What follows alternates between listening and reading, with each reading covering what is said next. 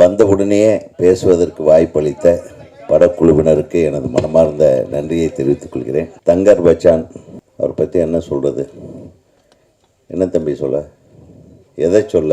என் திரைப்படக் கல்லூரி வாழ்க்கையை ஆரம்பிக்கும் போதிருந்தே என் கூட வாலாட்டி கொண்டிருந்தவர் அவர், என் வாளாக இருந்தவர். அப்புறம் எனக்கு எதிராக வாள் எடுத்தவர், ஒரு மிகச்சிறந்த படைப்பாளி. நான் ஒரு கதை சொன்னேன், சே இதெல்லாம் ஒரு கதையா, என்ன நீ அப்படிம்பா. என்கிட்ட ஒளிப்பதிவு உதவியாளராக எனது படங்களில் பணியாற்றியவர். அது மட்டுமல்ல, திரைப்பட கல்லூரியில் படிக்கும்போதே எங்கள் யூனிட்டில்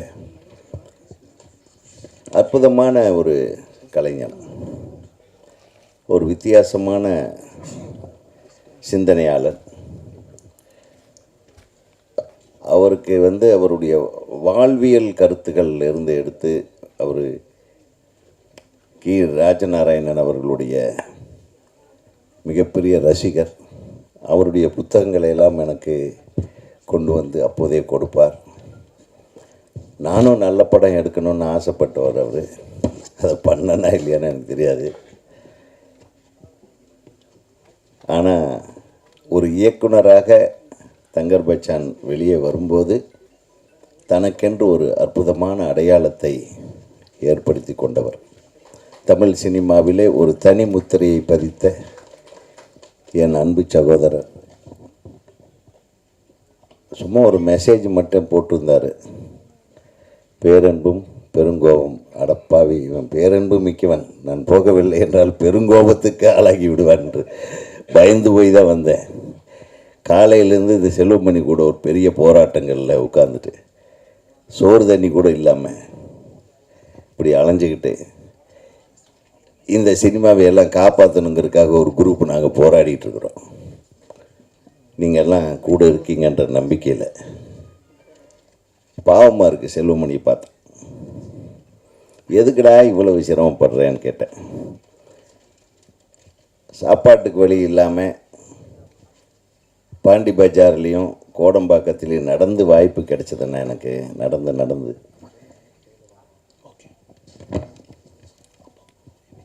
நடந்து போனால் ஒரு டீ சாப்பிட்லாமேன்றதுக்காக பஸ்ஸில் போகாமல் நடந்து போய் டீ சாப்பிட்டு வந்தேன். எனக்கு இந்த திரையுலகம் ஒரு மிகப்பெரிய அடையாளத்தை எனக்கு கொடுத்தது. அந்த திரையுலகத்துக்கு நம்ம ஏதாச்சும் செய்யணுன்றதுக்காக தானே இன்றைக்கி வரலும் போராடுறேன். இன்றைக்கு சிறந்த படைப்பாளிகள் இருக்கிறார்கள், வருகிறார்கள், இல்லை என்று சொல்வதற்கில்லை. ஆனால் அந்த படைப்பாளிகளை விட மிகச்சிறந்த வியாபாரிகள் அந்த படைப்புகளை கெடுத்து கொண்டிருக்கிறார்கள்.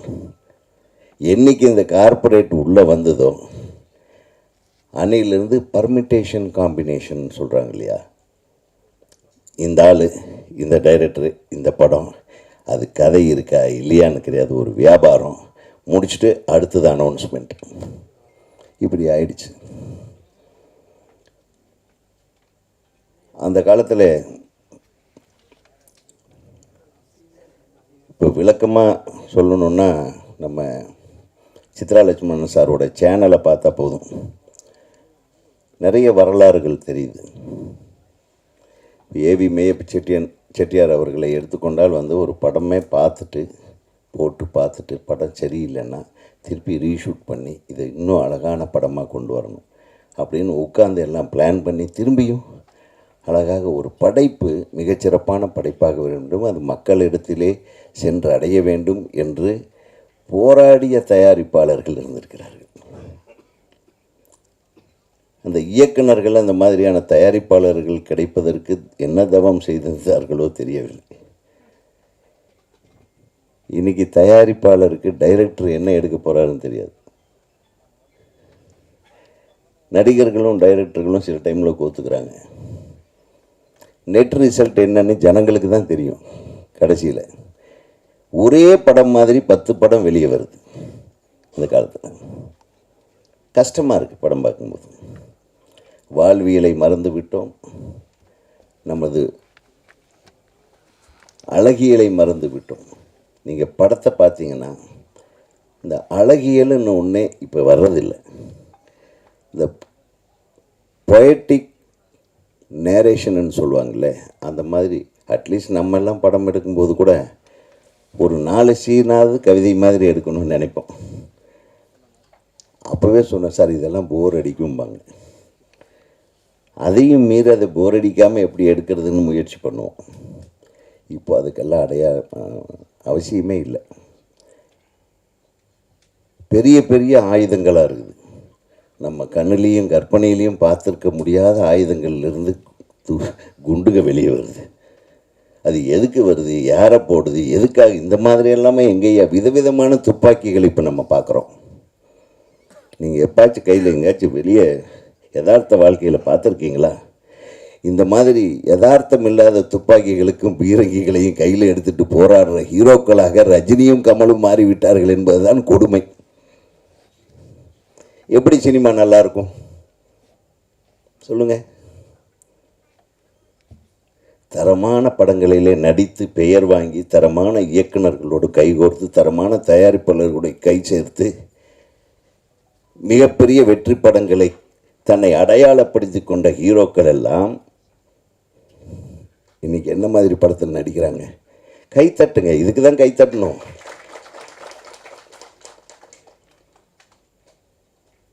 போனால் போகட்டும், தமிழ் சினிமாவுக்கும் இந்த தமிழ் பண்பாட்டை காப்பாற்றுற மாதிரியான அட்லீஸ்ட் ஒரு படம் நடுவில் நடிச்சிருங்களேன்.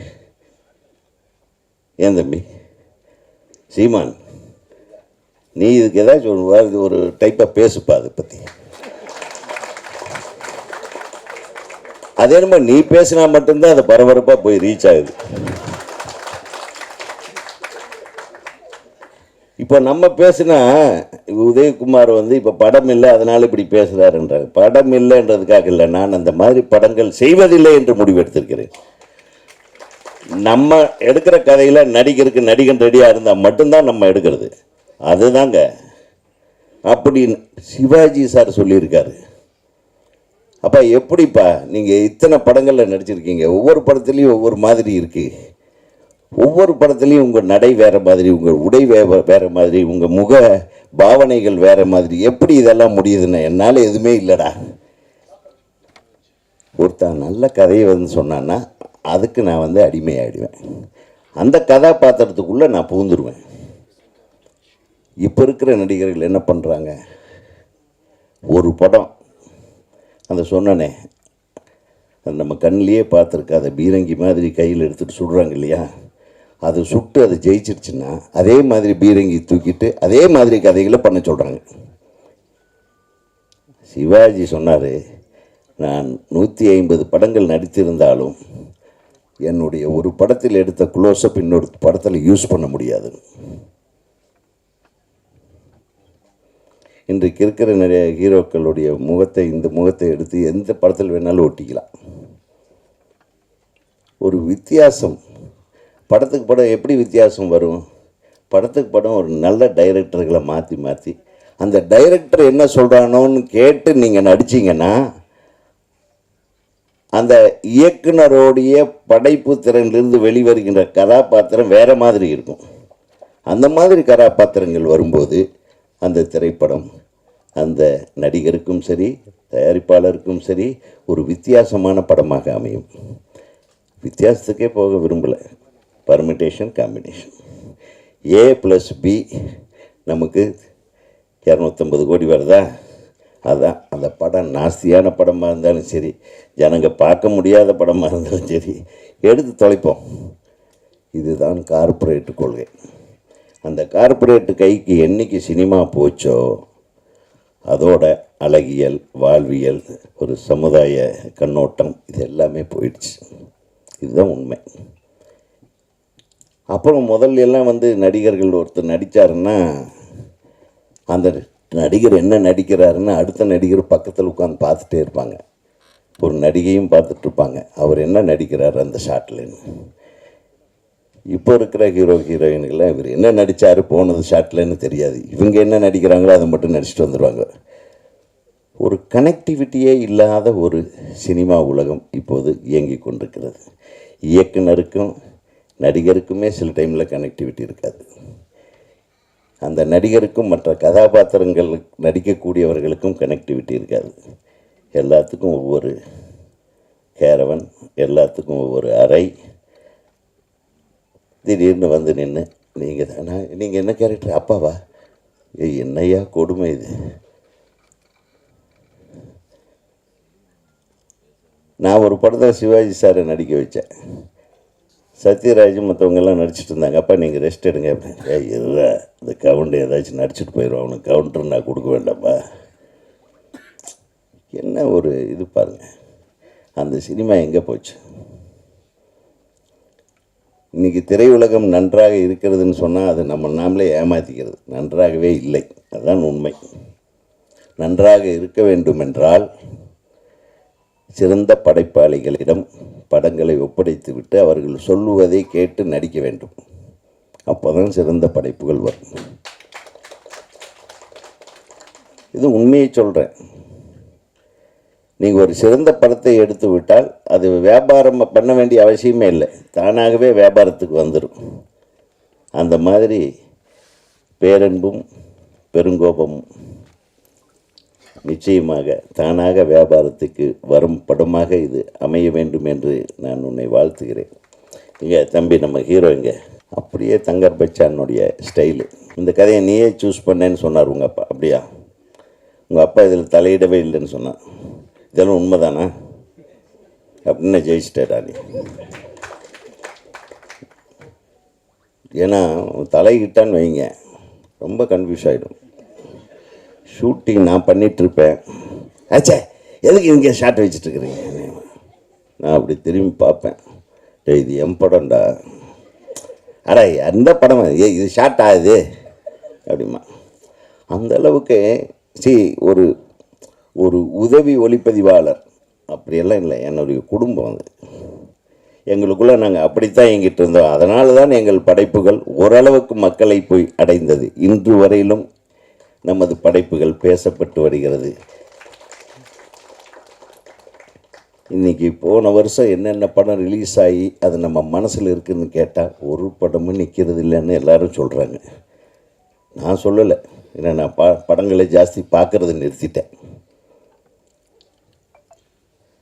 தயவு செய்து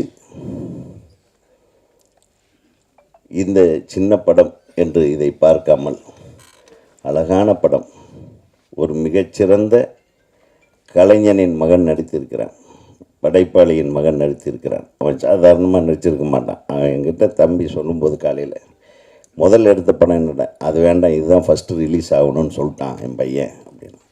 அப்படின்னா அந்த குழந்தைக்கு எவ்வளவு பெரிய கான்ஃபிடென்ஸ் இருக்குது இந்த படத்தில், அதை வச்சு சொல்கிறேன். நிச்சயமாக அந்த கான்ஃபிடென்ஸ், அந்த அந்த இலக்கு, அவனுடைய இலக்கை அடைவதற்கு அவனுடைய முடிவு தான் இறுதி முடிவாக இருக்க வேண்டும் என்று நீ உறுதியுடன் செயல்படுகிறாய் இல்லவா, அது போதும்.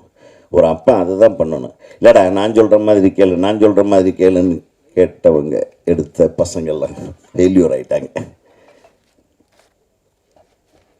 நிறைய ஹீரோக்கள், அது நிறைய இயக்குனர்கள் தன் பிள்ளைகளை பெருசாக கொண்டு வர முடியல. ஏன்னா அவங்க கான்சன்ட்ரேஷன் அதில் ஜாஸ்தி இருந்ததுனால. இப்படி தான் இருக்கணும், அதெல்லாம் முடிவு பண்ணக்கூடாது. சொன்ன எஸ்ஏசி சார் சொன்ன மாதிரி அவர் வந்த காலத்தில் அவர் எங்கிட்டயே வாய்ப்பு கேட்டிருக்கார். விஜய் அவர்களை அறிமுகப்படுத்தி 2வது படம் 3வது படம் நீங்கள் டைரக்ட் பண்ணணும். பட் அவர் எடுத்த ஒரு முடிவு வேறு. அவர் ஒரு வெறித்தனமாக இறங்கினார். தன்னுடைய சொத்தையெல்லாம் அடமானம் வைத்து தான் விஜயை வளர்த்தார். அதுதான் உண்மை. அது தெரியும் எனக்கு. சாதாரணமான உழைப்பு இல்லை. தன் மகனை ஹீரோவாக்குவதற்கு, வெற்றி பட நாயகனாக்குவதற்கு அவர் அவ்வளோ கஷ்டப்பட்டார். அதனால தான் அவர் அந்த அளவுக்கு அட்வைஸ் பண்ணிட்டு போகிறார். நல்ல படங்கள் எடுங்க, நிச்சயமாக நீங்கள் ஜெயிச்சிருவீங்க அப்படின்னு. ஸோ இந்த படத்தின் ட்ரெய்லரை பார்க்கும் வாய்ப்பை நான் இழந்து விட்டேன். நான் பார்த்துட்றேன். அதை அனுப்பி நீ இதை அனுப்பிட்டேன், நான் இன்னும் பார்க்கல. அதனால் லிங்க் அனுப்புறதில் பெரிய மன்னர் இவர். அவன் பேசுகிறது எல்லாம் லிங்க்கில் அனுப்பிடுவார். கேட்கலன்னா ஏன் பார்க்கலையா, என்ன பண்ணிகிட்ருக்க நீ அப்படின்பா. அந்தளவுக்கு பேரன்பு. நீ என்னதான் பேசினாலும் சரி, உன் மீது கோபமே வராது. இந்த தமிழ் திரையுலகம் உன்னை வாழ்த்தி கொண்டே இருக்கும், பாராட்டி கொண்டே இருக்கும். அந்த பாராட்டு மலையிலே உன் பிள்ளையும் நனையப் போகிறான். உனது மனைவி, உன்னுடைய மனைவி வந்து அவ்வளவு அற்புதமான ஒரு என் தங்கை. அவனுடைய எல்லா கஷ்டங்களிலும் கூட இருந்தான். கணக்கு பார்க்க தெரியாது இவனுக்கு. என்ன அதெல்லாம் எனக்கு தெரியாது. கேமரா வச்சுட்டு நின்றுப்பான். அப்படி தான் பின்னாடி, அண்ணன் இவ்வளவு செலவாகுதுன்னு இந்த ஆளுக்கு சொல்லு, ஒன்றும் டென்ஷன்லேயே சுற்றிட்டு இருக்கோம். அது ஸோ கணக்கு பார்க்குற என்னுடைய தங்கை கூட இருக்கிற வரையிலும் உன்னுடைய கணக்கு கரெக்டாக இருக்கும், கரெக்டாக. ஆக உங்கள் அனைவரையும் இந்த விழா மேடையில் வந்து எனது தம்பியின் மகனுக்கு வாழ்த்து கூற வந்திருக்கும் என் அருமை தம்பிகளுக்கும், என் அண்ணன்மார்களுக்கும், அனைத்து அன்பு சகோதரர்களுக்கும் தமிழ்நாடு திரைப்பட இயக்குநர்கள் சங்கத்தின் சார்பில் நான் வாழ்த்து தெரிவிப்பதில் மிகுந்த மகிழ்ச்சி அடைகிறேன். வாழ்க! இந்த திரைப்படம் மிகப்பெரிய வெற்றி படமாக அமைய வேண்டும். நன்றி.